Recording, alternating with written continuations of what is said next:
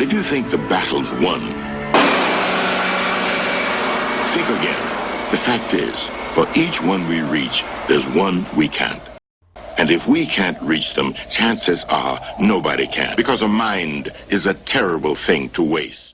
We need to recognize that when it comes to the economic gap between blacks and whites in America, it does come from a great injustice that has never been dealt with. That great injustice has had to do with the fact that there was 250 years of slavery, followed by another 100 years of domestic terrorism. There is an injustice that continues to form a toxicity underneath the surface, an emotional turbulence that is only reparations. Thank you very much. During the debate, so it was clearly something that we support, and it was also something that it's part of the national conversation now, at least amongst black folks. People are talking about reparations, so for candidates not to have a plan or position on reparations is a controversy. I don't think reparations for something that happened 150 years ago, for whom none of us currently living are responsible, is a good idea. We've, tried to deal with our original sin of slavery by fighting a civil war, by passing landmark civil rights legislation. We've elected an African-American president. We've elected an African-American president. We've elected an African-American president.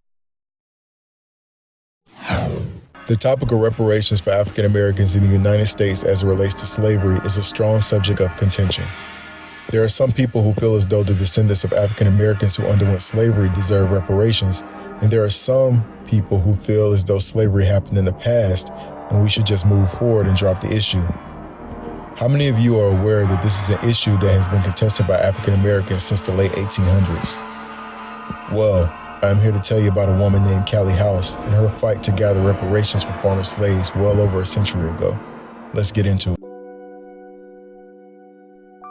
Callie House was born into slavery in the year of 1861 in Rutherford County near Nashville, Tennessee. Her original maiden name was Callie Guy. Callie hailed from a poor background, being born out of a slave family. Her upbringing was characterized by hardship. At the tender age of 22, she got married to a man named William House. She and William went on to have 6 children, of which 5 survived. Additionally, in order to raise her 5 children, she supported them through odd jobs as a washerwoman and a seamstress. When Callie's husband passed away, she relocated her better employment to take care of her family. It was there in South Nashville that Callie came upon the famous pamphlet titled Freedmen's Pension Bill, a plea for American freedmen. This pamphlet was created and distributed by a white newspaper editor named Walter R. Bonney. His pamphlet marked one of the earliest efforts to secure pensions for former slaves. The author, Mary Frances Berry, reports in her book, My Face is Black is True, that in 1891, 10,000 copies of the pamphlet were sold at $1 each. This would be impressive even by today's standards. Berry points out that poor people would pool their money to purchase a copy jointly, and then it would be passed around to be read. Once exposed to the idea of a pension as restitution for social injustice and financial compensation to rectify past exploitation, Callie House was hooked. Callie subsequently resorted to championing the thought of monetary payment as a medium of rectifying the past injustices incurred by the black communities. Callie wanted to fight for reparations for her people. This led her to cross paths with a man named Isaiah Dickerson. Isaiah, who also hailed from Rutherford County, Tennessee, worked as a political activist and a distributor for Walter Bonney's pamphlet. Callie and Isaiah disagreed with the mission that Walter Bonney's campaign was carrying out for ex-slave pensions, and they decided to team up to form their own organization. In 1896, they traveled throughout the southern United States campaigning extensively for reparations for ex-slaves, which led to immense support from the local, state, and federal level. According to the Tennessee Encyclopedia, in 1898, Tennessee laws chartered the Ex-Slave Pension Association that Callie and Isaiah started. This organization, unique among other assistance organizations, was open to everyone regardless of religious affiliation, financial standing, or color, and functioned on both the local and national level.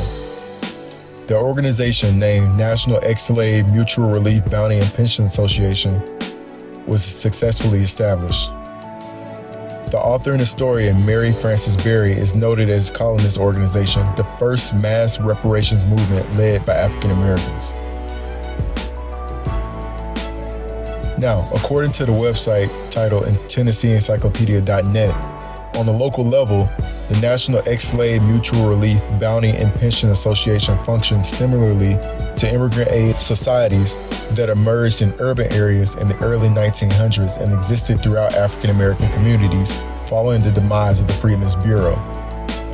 Through the efforts of Callie House and other organizing agents, local chapters were established and funded through monthly dues to provide burial expenses for members and to care for those who were sick and disabled. In addition to the local goals of the organization, the Ex-Slave Pension Association was unique because of its national structure and goals. Nationally, the Ex-Slave Pension Association held conventions, elected national officers, and worked for the passage of congressional legislation in support of ex-slave reparations. The national organization also provided traveling expenses to reparation lobbyists and local chapter organizers. Additionally, it corresponded with local chapters, which responded by paying national dues to further the goal of a reparation bill that will provide monetary compensation of ex-slaves for their labor in the antebellum American South. However, Callie House and her organization faced opposition from both African American leaders and government officials. The passage of segregation laws throughout the South fostered this antagonistic climate. African American leaders such as Booker T. Washington and W.E.B. Du Bois largely ignored the reparations movement, focusing their energy on promoting education and defending equal treatment for African Americans within a white supremacist culture. White Southerners viewed the reparations movement with suspicion. They saw Callie House's organizing efforts as confusing and misleading to African Americans. From the white perspective, there was no chance of Congress passing reparation legislation, so whites assumed that the organizing efforts of House and Dickerson were defrauding African Americans of their hard-earned money. In response from supposed complaints from white constituents, the U.S. Pensions Bureau, the governmental agency that supervised the dispersion of money to Union veterans, started covert surveillance of Callie House and the association. The Comstock Act of 1873 and its later revisions gave the U.S. Post Office wide powers to deem any piece of mail fraudulent and deny the use of mail to persons engaged in fraud or perceived fraud.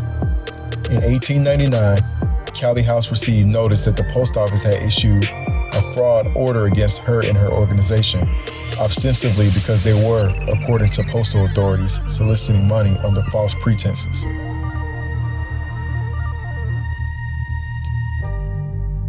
Continued federal hostility led House to step down from her post as Assistant Secretary of the Ex-Slave Pension Association in 1902. She continued to organize local chapters throughout the South, but after the failure of Alabama Congressman Edmund Pettus' reparations legislation in 1903, the reparations movement in Congress lost momentum and support eroded. Facing the prospect of stalled legislation, Callie House enlisted the aid of attorney Cornelius Jones to sue the Treasury Department for $68,073,388.99 in cotton taxes to trace to slave labor in Texas. In 1950, they filed the suit in district court, and although the litigation raised the profile of the slave reparations issue, the District of Columbia Court of Appeals dismissed the suit, citing governmental immunity from litigation. In 1916, Postmaster General A.S. Burleson sought an indictment against Callie House. On May 10, 1916, Nashville District Attorney Lee Douglas filed indictments against House and other officers of the National Ex-Slave Mutual Relief Bounty and Pension Association, charging that they had obtained money from ex-slaves by fraudulent circulars proclaiming that pensions and reparations were forthcoming. The district attorney's evidence was flimsy. None of the victims of the supposed fraud were named, and the literature in question stated only the monies paid to the national organization would be used to promote the passage of legislation for slave reparations. Additionally, Callie House still resided in the same home in South Nashville that she originally moved to from Rutherford County, undermining the allegation that Callie House personally profited from her work within the association. Although the evidence was weak, An all-male, white jury convicted Callie House on the charge of mail fraud, resulting in a sentence of 1 year and 1 day. She served her sentence in Jefferson City, Missouri Penitentiary from November 1917 to August 1st, 1918, earning early release for good behavior. Following her release from prison, she resumed her work as a laundress in her local South Nashville community. While the national component of House's organization dissolved with criminal charges against it, other individuals and organizations continue to House's efforts to secure reparations and assistance for African Americans throughout the 20th century. Callie House's grassroots organizing in the midst of a white supremacist culture foreshadowed the rise of other African American groups and individuals, making her a pioneer within the African American community. Callie House died on June 6, 1928, and is buried in the old Mount Ararat Cemetery in Nashville in an unidentified grave. Callie House was a brave woman whose accomplishments deserve to be celebrated. All right, now, I had never heard of Callie House until I started to research into reparations. I personally believe it was very brave of her to fight for reparations for African Americans during that time frame that she did it in. She truly risked it all, and her cause was noble in my opinion. Thank you all for watching. Don't forget to like, share, and subscribe for more content. All right, peace, family. Minister Malcolm, you have suggested that there are all kinds of movements in Harlem growing that you and I don't know about? Oh, yes. Frustration itself has been sufficient, all that was necessary to make. You know what I'm saying? As an artist, I feel the same type of responsibility. So it's not activism, it's really just life.